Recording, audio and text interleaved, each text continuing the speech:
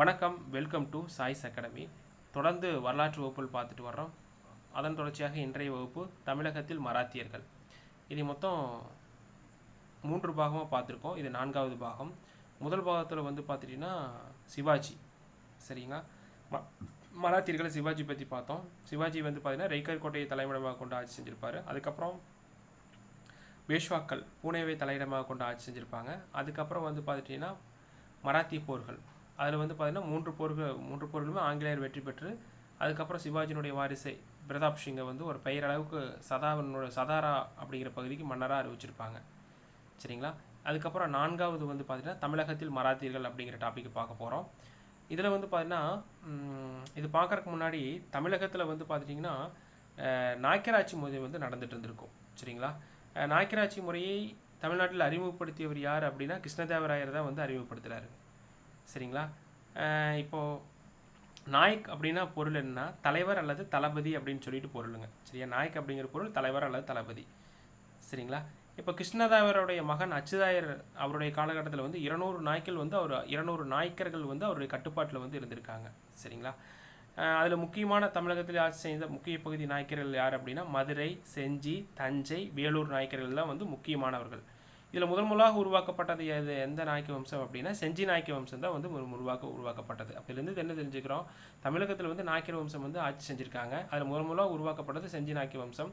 நாயக்கராட்சி முறையை உருவாக்கியவர் யார்? கிருஷ்ணதேவராயர். அவர் விஜயநகர பேரரசை சேர்ந்தவர், சரிங்களா.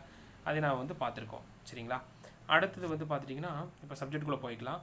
மதுரையை ஆட்சி செய்த சொக்கநாத நாயக்கர். அப்போ மதுரை பகுதி ஆட்சி செய்த சொக்கநாத நாயக்கர் 1673ஆம் ஆண்டு தஞ்சாவூர் மீது படையெடுத்து அதனை கைப்பற்றுறார், சரிங்களா. என தனது ஒன்றுவிட்ட சகோதரர் அழகிரி என்பவரை தஞ்சாவூரின் ஆளுநராக நியமனம் செய்கிறார். தனது ஒன்றுவிட்ட சகோதரர் அழகிரி என்பவர் என்ன பண்ணுறாரு, தஞ்சாவூரினுடைய ஆளுநராக நியமனம் பண்ணிடுறார், சரியா.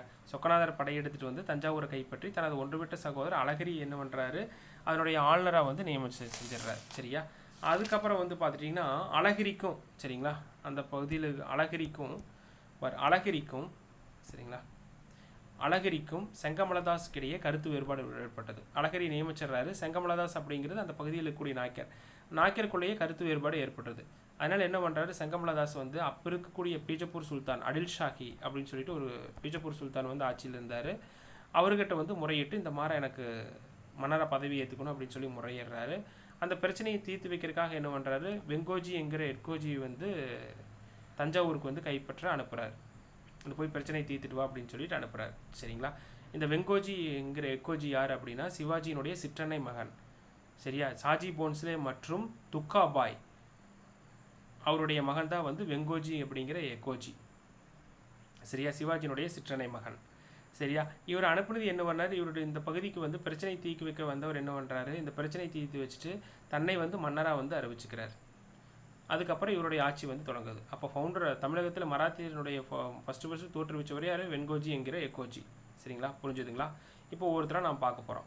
கிபி 1676 முதல் கிபி 1886ஆம் ஆண்டு வரை தஞ்சாவூரை மராத்தியர்கள் ஒரு 150 ஆண்டுகளுக்கு மேலாக ஆட்சி செஞ்சுருக்காங்க, சரிங்களா. 150 ஆண்டுகளுக்கு மேலாக மராத்தியர்கள் தஞ்சாவூரை ஆட்சி செஞ்சுருக்காங்க, சரிங்களா. ஃபஸ்ட்டு வெங்கோஜி என்கிற எக்கோஜி அவர் தான் நாம் பார்க்க போகிறோம். அதுக்கப்புறம் 2ஆம் சாஜி, அதுக்கப்புறம் 1ஆம் சரபோஜி, அதுக்கப்புறம் துக்கோஜி. அவருக்கு வாரிசு இல்லாதனால கர்நாடகாவை பிரதாப் சிங்கை நியமிச்சிருப்பாங்க, சரிங்களா. அதுக்கப்புறம் துல்ஜாஜி, சரிங்களா. இவருக்கு அதுக்கப்புறம் பார்த்திங்கன்னா துல்ஜாஜினுடைய சத்துப்பிள்ளை தான் 2ஆம் சரபோஜி. 2ஆம் சரபோஜியோட இது காலகட்டம் முடியுது, சரிங்களா. இப்படி ஒவ்வொருத்தராக தான் நம்ம பார்க்க போகிறோம், சரிங்களா. அதில் ஃபஸ்ட்டு பார்த்துட்டிங்கன்னா தமிழகத்தில் பார்த்தீங்கன்னா வெங்கோஜி என்கிற எக்கோஜி. இவருடைய காலம் 1676 முதல் 1684. தஞ்சை மராத்திய அரசின் முதல் அரசர் இவர் தான், ஃபவுண்டர். சாஜி போன்ஸ்லே மற்றும் துக்காபாயின் புதல்வர் வெங்கோஜி ஆவார். சாஜி போன்ஸ்லே மற்றும் துக்காபாயினுடைய புதல்வர் தான் யார் அப்படின்னா வெங்கோஜி என்கிற எக்கோஜி. இவர் எக்கோஜி என அழைக்கப்படுகிறார், சரிங்களா. தென்னிந்தியாவின் செல்வத்தை கொள்ளையடிக்கவும் இந்து மதத்தை தென்னிந்தியாவில் பரப்பவும் சிவாஜி கர்நாடக பகுதி மீது கிபி 1677 படையெடுப்பை மேற்கொள்கிறார். தென்னிந்தியாவின் மீது படையெடுப்பு மேற்கொள்கிறார். செல்வத்தை கொள்ளையடிக்கிறதுக்காகவும் இந்து மதத்தை பரப்புறதுக்காகவும் ஃபஸ்ட்டு வர்றாரு. வந்தவர் என்ன பண்ணுறாரு, கோல்கொண்டா, செஞ்சி ஆகிய பகுதியில் கைப்பற்றிட்டு தஞ்சாவூரை நோக்கி படையெடுத்து வர்றார் சிவாஜி. அப்போ தஞ்சாவூரில் மன்னராக இருக்கிற யார், வெங்கோஜி என்கிற எக்கோஜி, சரிங்களா. வெங்கோஜி என்கிற வெங்கோஜி தான் வந்து தஞ்சாவூரில் மன்னராக வந்து இருக்கிறார். சரியா, உங்களுக்கு தெரியும். இவர் வந்து பார்த்துட்டிங்கன்னா சிவாஜியினுடைய சிற்றன்னை மன்னன் தான் யார், வெங்கோஜி என்கிற எக்கோஜி. சரியா, பீஜப்பூர் சுல்தான் வந்து பார்த்துட்டிங்கன்னா பீஜப்பூர் சுல்தான் கிட்டத்தில் தான் வந்து பார்த்துட்டிங்கன்னா சிவாஜியினுடைய தந்தை சாஜி போன்ஸ்லே வந்து படைத்தளபதியாக ஒர்க் பண்ணிட்டு இருப்பார். சரியா, அவர் படைத்தளபதியாக இருக்கிறப்பவே தன்னுடைய இரண்டாம் தாரத்தை வந்து தன் கூடையே வச்சிருப்பார். சரிங்களா, அதன்படி தான் என்ன பண்ணுறாரு அப்படின்னா சாஜி போன்ஸில் அதாவது வந்து பார்த்துட்டிங்கன்னா அதன் பிறகு தான் வந்து பார்த்துட்டிங்கன்னா பீஜப்பூர் சுல்தானன் என்ன பண்ணுறாரு, சாஜி போன்ஸ்லேக்கு பதிலாக வெங்கோஜி என்கிற எக்கோஜி வந்து பார்த்துட்டிங்கன்னா என்ன பண்ணுறாரு, தஞ்சாவூருக்கு அனுப்புகிறார். சரிங்களா, அதன்படி தான் வந்து பார்த்துட்டிங்கன்னா வெங்கோஜி என்கிற எக்கோஜி வந்து பார்த்துட்டிங்கன்னா இந்த பிரச்சனையில் வந்து தலையிட்டு இவர் வந்து மன்னராக வந்து பொறுப்பேற்றுக்கிறார். புரியுதுங்களா? அப்போ வந்து இதுலேருந்து என்ன தெரியுது, இப்போ அப்பாவை அதாவது வந்து சாஜி போன்ஸ்லே சார்பாக வந்தவர் தான் வெங்கோஜி என்கிற எக்கோஜி. சரிங்களா, அவருடைய மகன். சரிங்களா, அடுத்தது வந்து பார்த்தீங்கன்னா தென்னிந்தியாவின் மீது செல்லத்தை கொள்ளையடிக்க சிவாஜி படையெடுப்பு வர்றாரு. செஞ்சியை கைப்பற்றி தஞ்சாவூரை நோக்கி படையெடுக்கிறாரு. வெங்கோஜி தனக்குரிய பங்கை அளிக்கும்படி கோரினார். இவர் கைப்பற்ற வந்து என்ன சொல்கிறாரு, தனக்கு பங்கு வேணும் அப்படின்னு சொல்லி கேட்குறாரு. ஆனால் கோரி மறுக்கப்பட்டது. சிவாஜி கொள்ளிடம் பகுதியை கைப்பற்றி சாந்தாஜி என்பவரை பிரதிநிதியாக நியமித்தார். இது ஃபர்ஸ்ட் கிளாஸ்லேயே நான் பார்த்துருக்கோம். சிவாஜி வந்து தஞ்சாவூர் மட்டும் படையெடுப்பு வந்திருக்காரு, அவருடைய பிரதிநிதியை சாந்தாஜியை நியமிச்சிருப்பாருன்னு சொல்லி ஃபர்ஸ்ட் கிளாஸில் பார்த்துருக்கோம். அதே மாதிரி சிவாஜி கொள்ளிடம் பகுதியை கைப்பற்றாரு, சாந்தாஜி என்பவர் பிரதிநிதியாக வந்து நியமிச்சிடுறாரு வெங்கோஜிக்கு ஆப்போசிட்டாக. பிறகு வெங்கோஜி இழந்த பகுதிகளை திரும்ப பெற்று தஞ்சாவூரை ஆட்சி செய்தார்.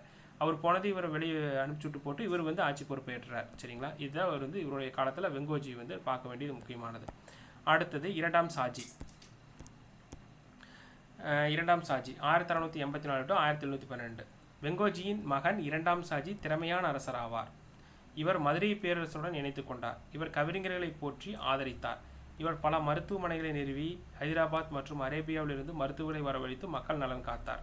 இவருக்கு பிறகு இவரது சகோதரர் முதலாம் சரபோஜியும் அவரை எடுத்து துக்காஜி என்பவரும் தஞ்சாவூருடைய ஆட்சி பொறுப்பை வந்து ஏற்றுக்கிறாங்க. சரிங்களா, இது வந்து சும்மா வாட் இஸ் வாட் மட்டும் தெரிஞ்சுக்குங்க. சரிங்களா, அடுத்தது துல்ஜாஜி. இதில் வந்து பார்த்துட்டிங்கன்னா உங்களுக்கு முதலாம் சரபோஜி, துக்கோஜி அவங்கெல்லாம் வந்து பார்த்துட்டு இதில் முக்கியமானது முதலாம் சரபோஜி, துக்கோஜி. சரிங்களா, இதில் வந்து முக்கியமானது எந்த விதமான ஈவெண்ட்டும் நடந்திருக்காது. சரிங்களா, அதுக்கப்புறம் வந்து பார்த்துட்டிங்கன்னா துக்கோஜி இருக்கிறார் இல்லைங்களா, துக்கோஜி வந்து வாரிசு வந்து இருக்காது. சரிங்களா, இந்த துக்கோஜி அப்படிங்கிறதுக்கு வந்து முதலாம் சரபோஜி அவர் காலத்தில் வந்து முக்கியமானது எதுவும் இருக்காது.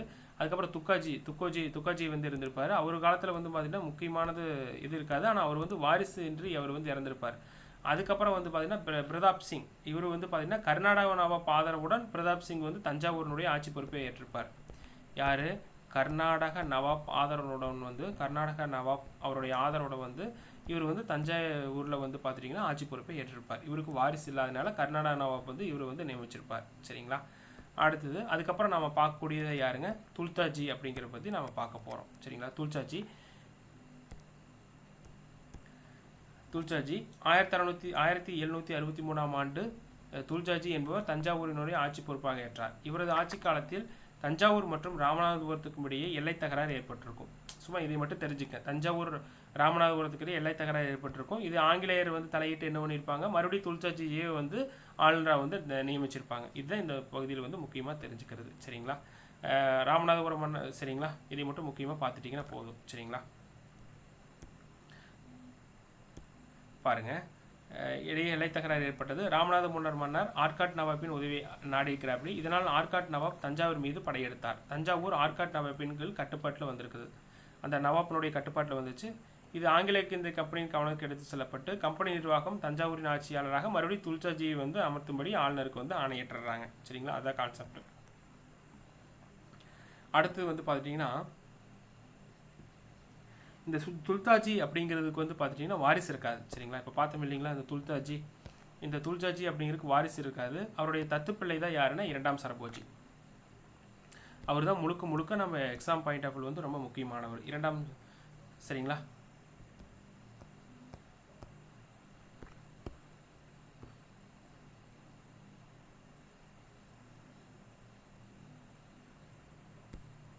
சரி, அடுத்தது வந்து பார்த்துட்டிங்கன்னா நம்ம அடுத்ததாக பார்க்கக்கூடியது வந்து பார்த்திங்கன்னா துல்ஜாஜி. இவருக்கு வந்து வாரிசு இல்லை. அதுக்கப்புறம் வந்தவர் தான் யாருங்க, இரண்டாம் சரபோஜி. சரியா, அவருடைய தத்துப்பிள்ளை. சரிங்களா, அமர்சிங் மற்றும் இரண்டாம் சரபோஜி. இரண்டாம் சரபோஜி துல்ஜாஜினுடைய தத்துப்பிள்ளை. கிபி 1787 தனது 10 வயதில் தஞ்சாவூரினுடைய ஆட்சி பொறுப்பை ஏற்றார். யார்? இரண்டாம் சரபோஜி. அமர்சிங் என்பவர் இரண்டாம் சரபோஜினுடைய பாதுகாவலர் தான் வந்து இந்த அமர்சிங் அப்படிங்கிறவர். இரண்டாம் சரபோஜி தத்துப்பிள்ளையாதலால் சட்டப்படி அரசராக முடியாது என்றும் அவரின் பாதுகாப்பாளராக அமர்சிங் அரியணை உரிமை கோரினார். இரண்டாம் சரபோஜி தத்துப்பிள்ளையாக இருக்கிறனால அதனால வந்து அவர் அரியணை ஏற முடியாது அப்படின்னு சொல்லிட்டு அமர்சிங் வந்து பார்த்தீங்கன்னா வாரிசு உரிமை கோல்றாரு. அதனால் ஆங்கிலேயர் அமர்சிங்குக்கு வந்து ஆதரவாக குரல் கொடுத்து அமர்சிங்கை வந்து அரசராக வந்து நியமிச்சிடுறாங்க. சரிங்களா? யார்? அவருடைய பாதுகாவலரை. அமர்சிங் என்ன பண்ணுறாரு? அந்த பதவி கிடைச்சிது சர்வாதிகார முறையில் வந்து செயல்படுறாரு. இதனால் கவர்னர் ஜெனரல் காரன்வாலிஸ் அமர்சிங் பதவியை நீக்கம் செய்துவிட்டு மீண்டும் இரண்டாம் சரபோஜியை வந்து அரசராக்கிறார். சரியா? சர்வாதிகார முறையில் செயல்பட்டதுனால மீண்டும் இரண்டாம் சரபோஜியை வந்து அமைச்சராக்கிறார். சரிங்களா? அதுக்கப்புறம் வெள்ளசிலை துணைப்பட திட்டத்தை கொண்டு வந்தார் இல்லைங்களா? அந்த காலகட்டத்தில் வந்து இரண்டாம் சரபோஜி ஆங்கிலேயர் வந்து 4 லட்சம் ஓய்வூதியம் பெற்றார். ஆங்கிலேயர்கிட்டையும் இவர் இணக்கமாக செயல்பட்டிருப்பார். தஞ்சாவூரின் விவகாரங்களை ஆங்கிலேயர் வந்து கட்டுப்படுத்தினார். சரிங்களா? இரண்டாம் சரபோஜி தஞ்சை மராத்திய அரசின் கடைசி அரசர் ஆவார். சரிங்களா? அப்போ இதனால் மட்டும் நம்ம பார்த்தது என்ன அப்படின்னா, யாரை பார்த்துருக்கோம்? வெங்கோஜி எக்கோஜியை பற்றி பார்த்துருக்கோம். இவர் வந்து சிவாஜியினுடைய சிற்றனை மகன். இவர் காலத்தில் தான் சிவாஜி படையெடுப்படுறாரு. எதையை கைப்பற்றாரு? தஞ்சாவூரை கைப்பற்றுறாரு. அதுக்கப்புறம் மறுபடியும் வெங்கோஜி வந்து கைப்பற்றார். அதுக்கப்புறம் இரண்டாம் ஷாஜி ஒரு திறமையான அரசர். இவர் அதுக்கப்புறம் வெங்கோஜி என்னுடைய மகன் தான் வந்து இரண்டாம் ஷாஜி, ஒரு திறமையான அரசர். இவர் மதுரை பேரரசுடன் இணைத்துக் கொள்கிறாரு. இவர் கவிஞர்களை போற்றி ஆதரித்தார். பல மருத்துவமனைகள் நிறுவி ஹைதராபாத் மற்றும் அரேபியாவிலிருந்து மருத்துவர்களை வர வைக்கிற மக்கள் நலன் காக்கிறாரு. இவருக்கு பிறகு இவர் சகோதரர் முதலாம் சரபோஜியும் அவரடுத்து துக்காஜியும் என்பவரும் தஞ்சாவூரின் ஆட்சி பொறுப்பை ஏற்றனர். சரிங்களா? அதுக்கப்புறம் துல்ஜாஜி. சரிங்களா? அவரை பற்றி நாம் பார்த்தோம். இவர் காலகட்டத்தில் தஞ்சாவூர் மற்றும் ராமனுக்குடைய இடைத்தகராறு ஏற்பட்டு ஆங்கிலேயர் அரசு வந்து தலையிட்டு மறுபடியும் துல்ஜாஜியை வந்து ஆளுநராக நியமிச்சிருப்பாங்க. அதுக்கப்புறம் துல்ஜாஜிக்கு வாரிசு இல்லாதனால இரண்டாம் சரபோஜிங்கிறது தத்துப்பிள்ளை. அவருடைய படைத்தலைவர் தான் அமர்சிங்.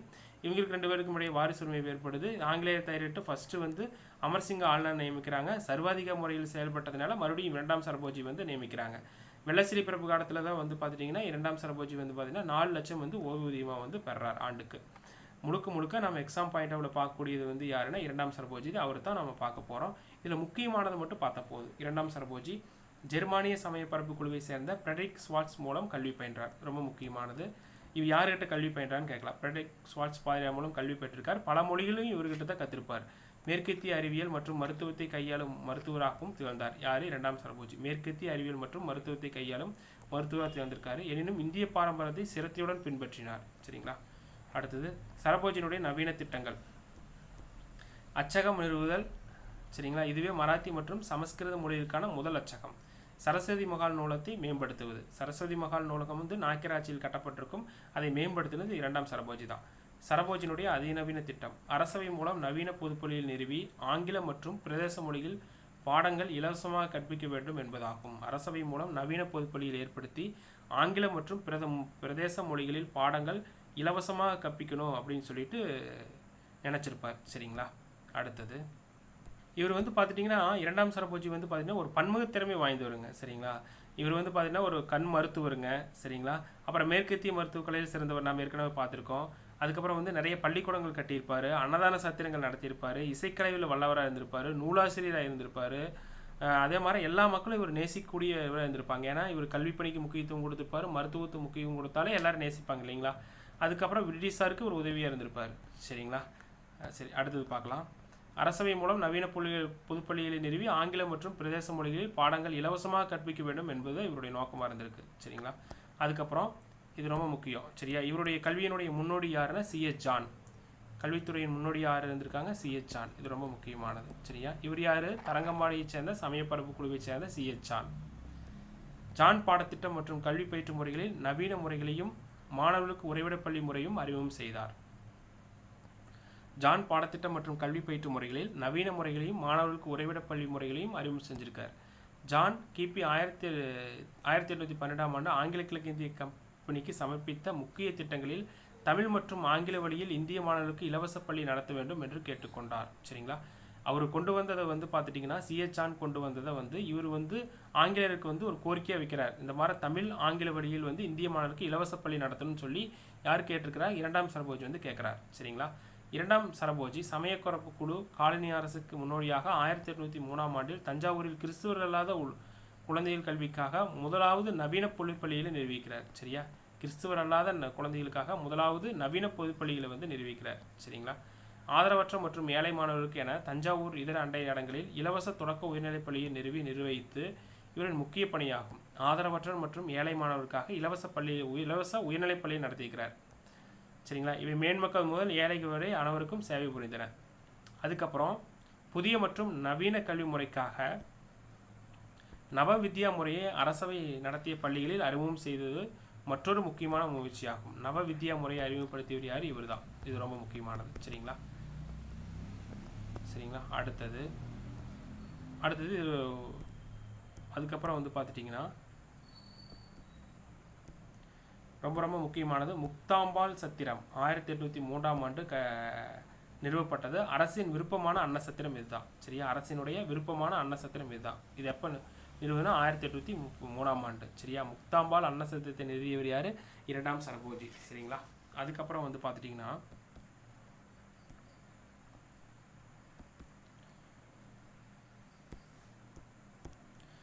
கண்ணந்தன்குடியில் மதப்பரப்பாளர்கள் நடத்திய ஏழை கிறித்துவ மாணவர்களுக்கான பள்ளியையும் ஆதரித்திருக்காரு. தன்வந்திரி மகால், இது ரொம்ப ரொம்ப முக்கியம். தன்வந்திரி மகால் என்ற மனிதர்களுக்கும் விலங்குக்குமான மூலிகை மருந்துகளை தயாரிக்கும் ஆராய்ச்சி நிறுவனத்தை இவர் நிறுவிக்கிறார். தன்வந்திரி அப்படின்னா மருத்துவம். தன்வந்திரி மகால் என்ற மனிதர்களுக்கும் விலங்குக்குமான மூலிகை மருந்துகளை தயாரிக்கும் ஆராய்ச்சி நிறுவனத்தையும் வந்து அவர் நிறுவிக்கிறார். சரியா, இவருக்கு எக்ஸாம் பாயிண்ட் ஆஃப் எது முக்கியமோ அதை மட்டும் பார்த்தா போதும். நோயாளிகளின் ஆவணங்களை பராமரிக்கும் முறையை அறிமுகம் செய்யப்பட்டது. சரிங்களா, அடுத்தது 18 தொகுதிகள் கொண்ட ஆராய்ச்சி புத்தகத்தையும் சரபோஜி மன்னர் உருவாக்கினார். இது ரொம்ப ரொம்ப முக்கியம். 18 தொகுதிகள் கொண்ட ஆராய்ச்சி புத்தகத்தையும் சரபோஜி மன்னர் வந்து உருவாக்கியிருக்கிறார். சரிங்களா, அடுத்தது மேலும் மன்னர் முக்கிய மூலிகைகள் பற்றிய தகவல்களை பிரத்யேகமாக கையோவியங்கள் மூலம் பட்டியலிட்டு பாதுகாத்தார். சரிங்களா, அடுத்தது சரபோஜி அரசவையில் 2 பண்டிதர்கள் கிழக்கிந்திய கம்பெனி நடத்திய புனித சார்ஜ் கோட்டை கல்லூரியின் மொழிபெயர்ப்பு மற்றும் அச்சு கலாச்சாரத்தின் தலைவராக இருந்திருக்கிறாங்க. இதை வந்து தெரிஞ்சுக்குங்க. சரிங்களா, இப்படியெல்லாம் ஒரு மனுஷன் வாழ்ந்திருக்காங்க அப்படின்னு சொல்லி நம்ம தெரிஞ்சுக்கிறோம். ஓவியம் வரைதல், தோட்டமிடுவது, நாணயங்களை சேகரிப்பது, தற்காப்பு கலைகள், ரத போட்டிகள், வேட்டை, எருதுச்சண்டை ஆகியவற்றை சரபோஜி வந்து ஆர்வம் கொண்டிருந்தார். சரிங்களா, பாருங்கள், எல்லாத்திலுமே சிறந்து வந்திருக்கார். இரண்டாம் சரபோஜி மன்னரால் மேம்படுத்தப்பட்ட சரஸ்வதி மகால் தஞ்சை மராத்தி கலை கட்டடத்திற்கு கலைக்கு ஒரு சிறந்த எடுத்துக்காட்டாகும். சரிங்களா, அடுத்தது தென்னிந்தியாவில் மிகப்பெரிய நூலகமாகவும் உயர்கல்வி ஆய்வு மையமாகவும் இது தஞ்சை சரஸ்வதி மகால் வந்து திகழது. மேலும் இரண்டாம் சரபோஜி மன்னர் தஞ்சையில் 1805ஆம் ஆண்டில் ஒரு அச்சுக்கூடத்தை வந்து நிறுவிக்கிறார். இது ரொம்ப முக்கியம். அச்சுக்கூடத்தை வந்து அவர் நிறுவிக்கிறார். மராத்திய அரசர்கள் தஞ்சாவூரை தமிழ்நாட்டின் பண்பாட்டு தலைநகரமாக மாற்றிருக்கிறாங்க. சரிங்களா, அப்போ இது முக்கியம். இரண்டாம் சரபோஜி மன்னர் தஞ்சையில் 1805ஆம் ஆண்டு ஒரு அச்சுக்கூடத்தை நிறுவிக்கிறார். அது ரொம்ப முக்கியம். அதுக்கப்புறம் வந்து பார்த்துட்டிங்கன்னா சரஸ்வதி மகால் நூலகத்தை மேம்படுத்திக்கிறாரு. அதுக்கப்புறம் வந்து 18 தொகுதிகள் கொண்ட ஆராய்ச்சி புத்தகத்தை வந்து வெளியிட்டிருக்காரு. தன்வந்தி மகால் மனிதர்களுக்கும் விலங்குக்குமான மூலிகை மருந்து, அது ரொம்ப முக்கியம். முக்தாம்பாள் சத்திரம் 1803ஆம் ஆண்டு கட்டப்பட்டது, அது ரொம்ப முக்கியம். நவவித்யா முறையை அறிமுகப்படுத்தியவர் யார் அப்படின்னா இரண்டாம் சரபோஜி. அதுக்கப்புறம் இவருடைய முன்னோர் யார்? C.H. ஜான். சரியா, இவர் வழியை பின்பற்றவர் யாருன்னா தாமஸ் மன்றோ. சரிங்களா, அப்போ இது மட்டும் பார்த்துருக்கோம். அதுக்கப்புறம் இரண்டாம் சரபோஜி எழுதிய நூல்கள் என்னென்னங்கிறத பார்த்துருவோம். குமார சம்பவு, தேவேந்திர குறவஞ்சி, முத்ராட்சியா. இந்த முத்ராட்சியான் அப்படின்னு நமக்கு ஞாபகம் வர்றது எது? குப்தர்கள் காலத்தில் வந்து பார்த்துட்டிங்கன்னா முத்ராட்சம் அப்படின்னு நூல் எழுதியிருப்பாங்க. யார்? விசாகதத்தர் எழுதிய முத்ராட்சம். அந்த நூல் தான் நம்மளுக்கு ஞாபகம் வருது. சரிங்களா, அப்போ குமார சம்பவு, தேவேந்திர குறவஞ்சி, முத்ராட்சியா, இதை எக்ஸாம்பிள் கேட்டிருக்காங்க. கர்நாடக இசையில் மேற்கத்திய இசைக்கருவியால் கிளாரினெட், வயலின் ஆகிய கருவிகளை அறிமுகம் செய்தார். சரியா, கிளாரினெட், வயலின் இசையிலையும் அவர் சிறந்து விளங்குகிறார். அப்போ கல்வியிலையும் சிறந்து விளங்கியிருக்கிறாரு, மருத்துவத்திலையும் சிறந்து விளங்கியிருக்கிறாரு, இசையிலையும் சிறந்து விளங்கியிருக்கிறாரு. சரிங்களா, அப்போ அன்னதான சத்திரம் நடத்தியிருக்கிறாரு. பாருங்கள் எவ்வளோ விஷயம் நடத்தியிருக்கிறாரு பாருங்க. சரிங்களா, தமிழ்நாட்டின் முதலாவது வன உயிரியல் பூங்காவை தஞ்சாவூர் அரண்மனையில் வளாகத்தில் அமைத்தார். ரொம்ப ரொம்ப ரொம்ப முக்கியம். சரியா, வன உயிரி பூங்கா ஃபஸ்ட்டு இவர் தான் நடத்தியிருக்கிறார். சரியா, அப்போ 5வது வந்து வன உயிரி பூங்காவும் ஏற்படுத்தியிருக்கிறார். ஏறக்குறைய 40 ஆண்டு கால ஆட்சிக்கு பிறகு 1832ஆம் ஆண்டு மார்ச் 7ஆம் தேதி வந்து இரண்டாம் சரபோஜி வந்து மறைஞ்சிடுறார். எப்போது? 1800, ரொம்ப முக்கியம், 1832 மார்ச் 7. இவரது அரசு சார்ந்த அனைத்து பகுதியிலும் இவரது மறைவு குறித்து துக்கம் அனுசரிக்கப்பட்டது. இவரது இறுதி ஊர்வலத்தில் கலந்து கொண்ட சமய பலப்பாளரான அருத்தந்தை பிஷப் ஹூபரின் கூற்று, இவர் கூற்று ரொம்ப முக்கியம். இவர் இறுதி ஊர்வலத்தில் யார் கலந்துருக்கலாம்? பிஷப் கூபர் அப்படிங்கிற ஒரு அருட்தந்தை கலந்துக்கிறாரு. முடிசூடிய பல தரவுகளை நான் பார்த்திருக்கிறேன், ஆனால் இவர் தவிர எவரிடமும் இளவரச தன்மையோடு அலங்கரித்ததில்லை அப்படின்னு சொல்லியிருக்கிறார். இப்படின்னு சொல்லி நம்ம சிவாஜி போற்றக்கூடாது. சரிங்களா? யாரை சொல்லிக்கிறாங்க? இரண்டாம் சரபோஜி. யார் சொன்னால்? பிஷப் கூபரனுடைய கூற்று. சரிங்களா? அடுத்தது சரஸ்வதி மகால் நூலம் நாக்கிய மன்னரால் கட்டப்பட்ட இரண்டாம் சரபோஜியால் வந்து மேம்படுத்தப்பட்டது. சரிங்களா? அடுத்தது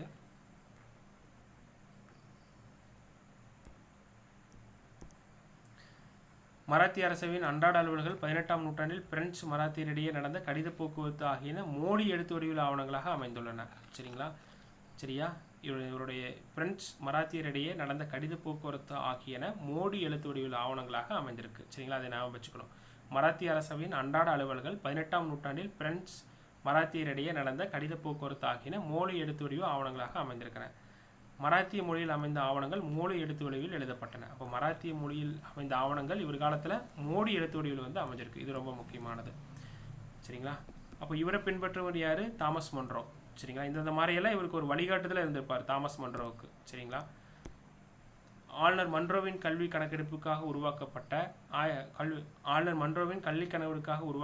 1823ஆம் ஆண்டில் அறிக்கையின்படி ஆளுநர் மன்றோ அறிக்கையின்படி தஞ்சாவூர் முழுவதும் 44 பள்ளிகளில் அரசவை மூலமாக 21 பள்ளியை நடத்தியிருக்காங்க. சமய பலப்பாளர் மூலமாக 19 பள்ளிகள், ஆலய நிர்வாகம் மூலியமாக 1 பள்ளி நடத்தின. ஆசிரியர்கள் தாங்களாகவே இலவசமாக 3 பள்ளி வந்து நடத்தியிருக்கிறாங்க. அடேங்கப்பா. மிக முக்கியமான புனித வழித்தடங்களில் அமைந்திருந்த 13 சத்திரங்கள் மூலமாக பாதசாரிகளும் ஏழைகளும் உணவும் உறைவிடும் வசதியும் செய்து கொடுக்கப்பட்டது. சரிங்களா? எல்லாமே கொடுத்துருக்காங்க, இதை தெரிஞ்சுக்குங்க. சரிங்களா? சரி, அடுத்தது அப்போ இது மட்டும் நாம் பார்த்தது வந்து பார்த்துட்டிங்கன்னா தஞ்சாவூரில் மராத்தியர்களில் வந்து பார்த்துட்டிங்கன்னா இதில் முக்கியமான ஆறுகள் வந்து பார்த்திங்கன்னா இரண்டாம் சரபோஜி தான் பார்த்தோம். இரண்டாம் சரபோஜி எப்போ இறந்துடுறாரு அப்படின்னா 1832ஆம் ஆண்டு வந்து மார்ச் 7ஆம் தேதி வந்து இறந்துடுறாரு. அப்படி சரிங்களா? அவர் இறந்துடுறாரு. அதுக்கப்புறம் வந்து பார்த்திங்கன்னா இவருடைய மகன் யார் வர்றாங்க? இரண்டாம் சிவாஜி. இரண்டாம் சரபோஜியினுடைய மகன் வந்து இரண்டாம் சிவாஜி வந்து வர்றாரு. இவர் எப்போ 1799ஆம் ஆண்டு வந்து இவர் இரண்டாம் சிவாஜி வந்து ஆட்சி பொறுப்பை ஏற்றுறாரு. சரிங்களா? இவருடைய ஆட்சி எப்போ இருந்திருக்குது? 1855ஆம் ஆண்டு மட்டும் இவருடைய ஆட்சி இருந்திருக்குது. இரண்டாம் சரபோஜிக்கு வந்து வாரிசு இல்லாதனால வந்து பார்த்துட்டிங்கன்னா சரிங்களா, இரண்டாம் சரபோஜிக்கு வந்து வாரிசு இல்லை. அப்போ 1832 மார்ச் 7ஆம் தேதி என்ன பண்ணுறாரு? இரண்டாம் சரபோஜி வந்து இறந்துடுறாரு. அவருடைய மகன் தான் இரண்டாம் சிவாஜி.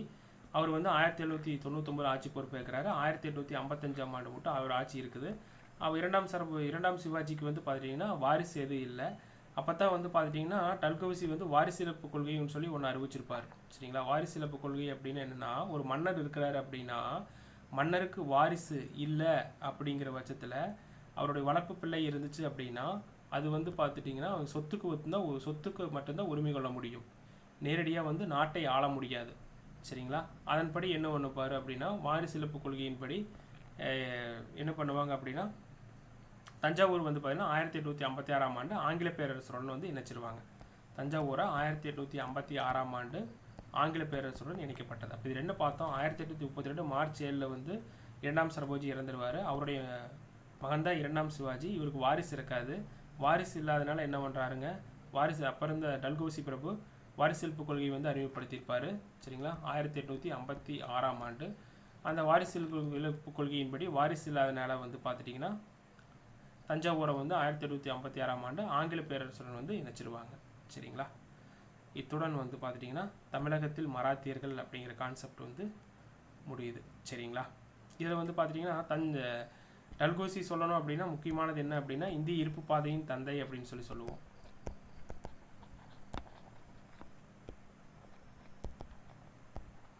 இந்திய இருப்பு பாதையின் தந்தை அப்படின்னு யாரை சொல்கிறோம்? டல்கௌசி சொல்கிறோம். சரிங்களா? இந்திய இருப்பு பாதையின் தந்தை. அப்புறம் வந்து பார்த்துட்டிங்கன்னா டல்கௌசி காலகட்டத்தில் தான் வந்து பார்த்துட்டிங்கன்னா முதல் இரும்பு பாதை 1853ஆம் ஆண்டு. சரிங்களா? மும்பை டு தானே. சரி, அது எக்ஸாம்பிள் கேட்டிருக்காங்க. மும்பை டு தானே. சரிங்களா? அதுக்கப்புறம் வந்து 1854ஆம் ஆண்டு ஹவுரா டு ராணிகஞ்ச். முதல் இருப்பு பாதை வந்து மும்பை டு தானே. 54 ஹவுரா டு ராணிகஞ்ச். 1856ஆம் ஆண்டு சென்னை டு அரக்கோணம். சரிங்களா? இவர் காலத்தில் தான் வந்து ஏற்படுத்தப்பட்டிருக்கும். 1853 மும்பை டு தானே, 1854 ஹவுரா டு ராணிகஞ்ச், 1856 சென்னை டு அரக்கோணம். சரிங்களா? அப்போ ஜல்கூசி கொண்டு வந்த வாரிசிலப்பை கொள்கையின்படி பார்த்தீங்கன்னா தஞ்சாவூருடைய அனைத்து பகுதிகளும் வந்து ஆங்கிலேயர் வந்து இணைச்சிக்குவாங்க. சரிங்களா?